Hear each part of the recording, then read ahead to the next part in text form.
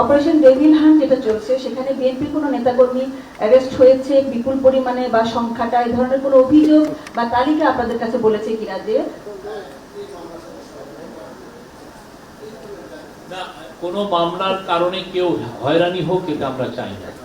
আমরা চাই মামলায় কেউ যদি মনে করেন যে তিনি এফেক্টেড হয়েছেন, তিনি কোনো ধারা নির্যাতিত হয়েছেন বা তার কেউ অন্যায়ের শিকার হয়েছে, তার কেউ মারা গেছেন অন্যায়ভাবে, এইগুলোর ক্ষেত্রে তো আপনি মামলা করতে পারেন। বাট আমাদের এক্সপেকটেশন হচ্ছে, এবং আমরা বারবার বলছি, যাতে কেউ যাতে হয়রানিমূলক মামলা না করে, এবং সেই বিষয়ে পুলিশকেও কিন্তু নির্দেশ দেওয়া হয়েছে যে যাদের বিরুদ্ধে মামলাগুলো হয়েছে সেগুলো যারা যারা মনে করা হচ্ছে যে যাদের হয়রানিমূলক, সেটা যেন আমরা তাড়াতাড়ি ডিটেক্ট করি এবং সে অনুযায়ী যেন ব্যবস্থাপত্র নেওয়া হয়। আমার নাম সুইটি, আমি এটিএন নিউজের রিপোর্টার। আমার ছোট্ট দুটো প্রশ্ন। প্রথম কথা হচ্ছে, গতকাল পর্যন্ত বিএনপির চাওয়া ছিল আগামী জুন জুলাইয়ের মধ্যে যেন নির্বাচনটা দিয়ে দেওয়া হয়। প্রধান উপদেষ্টা বারবার করে বলছিলেন যে ডিসেম্বর অন্তত হবে সময়টা। আজকে মনে হচ্ছে যে একমত হয়েছেন, যে বিএনপিও এরকমই বলছে যে ডিসেম্বরের মধ্যে নির্বাচনের ব্যাপারে তারা তাদের প্রত্যাশা করাতে একমত হয়েছেন, এরকমই মনে হলো। এটা আমি ঠিক ধরেছি কিনা? আর দ্বিতীয়ত হচ্ছে, অপারেশন ডেভিল হান্ট যেটা চলছে সেখানে বিএনপির কোনো নেতাকর্মী অ্যারেস্ট হয়েছে বিপুল পরিমাণে বা সংখ্যাটা এই ধরনের কোনো অভিযোগ বা তালিকা আপনাদের কাছে বলেছে কিনা যে তাদেরকে নির্দোষ হিসেবে ধরে তাদের মুক্তির ব্যাপারে চাপ দিয়েছে কিনা?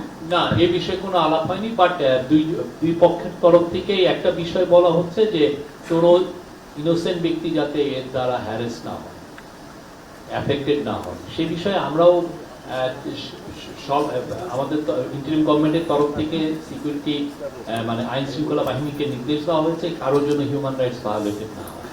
আর ইলেকশনের কথা বললেন আপনি, ইলেকশনের ডেটের আগেই তো প্রফেসর দুইটা ডেট দিয়েছিলেন, একটা হচ্ছে ডিসেম্বর আর একটা হচ্ছে জুন। এখন যদি সমস্ত পার্টি মিলে বলে যে না আমরা ডিসেম্বরেই চাই, তো সেক্ষেত্রে সেটা উনি তো বলেছেন, ওনার এমন না যে উনি একটা জায়গায় স্টিক করে আছেন যে না আমি জুনেই করব, এরকম তো আর উনি বলেননি। এটা হচ্ছে পলিটিক্যাল পার্টিগুলো কি এক্সপেকটেশন, তারা কি চায় সেটার উপরেই মূলত এটা ডিপেন্ড করবে। অর্থাৎ বিএনপি আরো 6 মাস সময় ধৈর্য ধরতে রাজি আছে, কারণ এটা আপনি বিএনপি কে প্রশ্ন করবেন। ঠিক আছে, ধন্যবাদ। আজকে বইমেলাতে একটা স্টলে ভাঙচুর হয়েছিল তসলিমা নাসরিনের বই রাখার অভিযোগে, এটা আপনারা ইয়ে করবেন?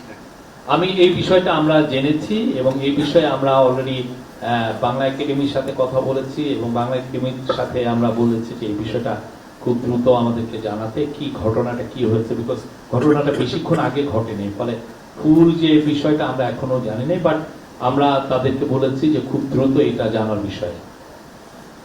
বইমেলা খুবই একটা পবিত্র জায়গা এবং আমরা সেটার পবিত্রতা রাখতে চাই। আমি মাহফুজ